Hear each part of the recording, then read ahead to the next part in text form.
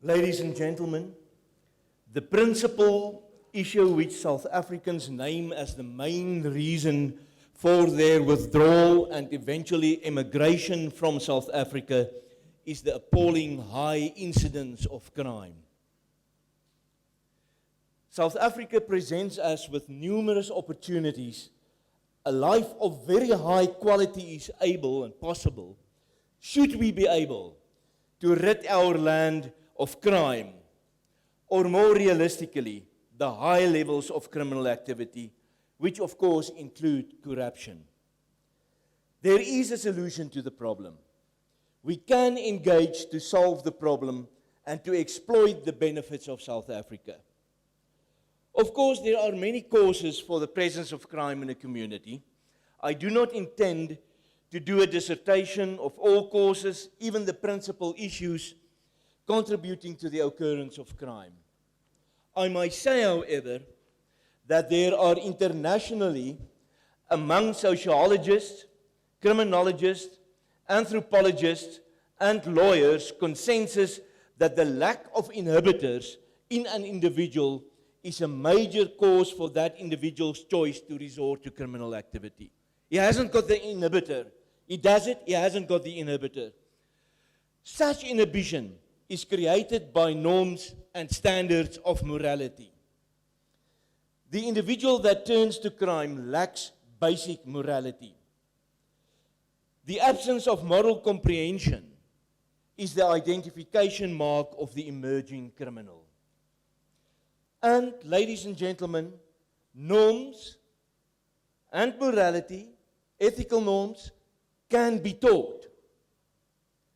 The fundamental argument against morality education is that the person who tends to commit crime does so instinctively, and therefore that norms of morality and standards of ethics cannot be introduced by teaching. The argument is, however, fatally flawed. To illustrate the flaw in the argument, may I be permitted to use a basic, somewhat carnal example. Let us take the birds and the bees and the flowers and the trees, and they all make love. They do that instinctively. It is also our instinct to do that. But even the most callous, hardened criminal will not in broad daylight in the main street of town vent his urges and do what the birds and the bees so abandonedly do. Why not? He has the urge. It's definitely not because his instincts prevent him from doing that. He knows that he may not do that. He can do it, he wants to do it, but he may not, and therefore he doesn't do it. That inhibition is brought about by a norm which was taught.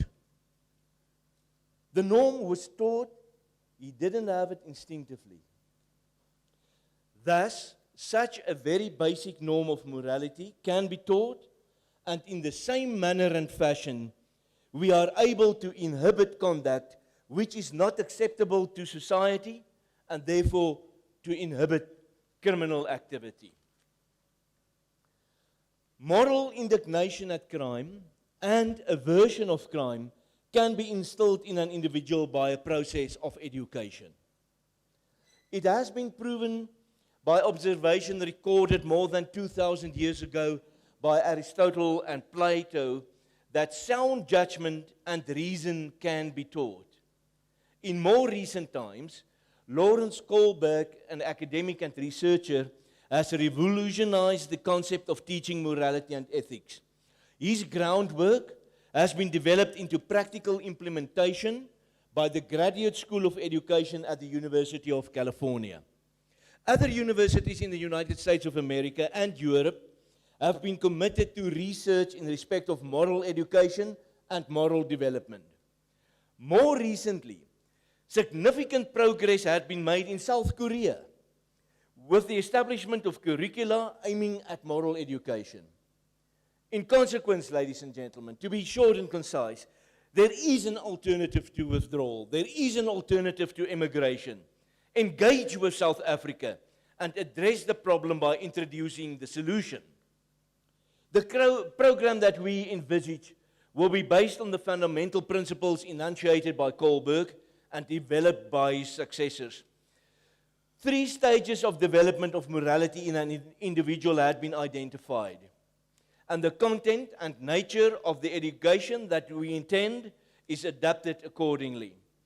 Firstly, the pre-conventional stage, that is a child up to puberty, that is under ideal circumstances. Then the conventional stage, the adolescent to early adulthood, and the post-conventional stage, the adult. In all 3 of these stages, morality is tenable, is acceptable, can be taught. The stages had been refined by the Korean research, and we now have clear indicators, and we even have draft curricula, which we can adapt, relating to moral education in the following categories. They have refined the stages to 4 to 8 years, 9 to 12 years, 13 to 15 years, 16 to 18 years, and adulthood. The content and level of complexity of the educational program will be adapted to the level of development of the target group. It will be target specific. Jolene will refer to the methods. The content relating to the methodology will be adapted to suit the target group. The program will provide, 1, Jolene referred to it in the video, 1, a supplement to the current school curricula at the different grade levels, 2, courses at tertiary level, 3, adaptation for seminars and courses aimed at in-service training, TV programs and campaigns, including the Justice Pageant, and in the 5th instance, online promotions and campaigns. Purely aimed, focused on education of morality. We have established a framework on which the educational program will be based. It covers the history of humankind right from the beginning, cavemen, the establishment of communities, the interdependence of people on one another, the common good, the reason for common good, the significance of common good, the significance of common good for the individual, the rising of culture, fundamental norms and standards, crime, the consequences of crime, and the alternatives to crime, rights and ethics. Then we will specifically refer to the Magna Carta, the first 10 amendments of the US Constitution, our own Freedom Manifest, and the Bill of Rights. That are on a more complex and more developed level. Ladies and gentlemen, we can make a difference. We are intelligent beings. We can change the future. We can change the future of South Africa. Of course, it is a profound endeavor, but it can be accomplished.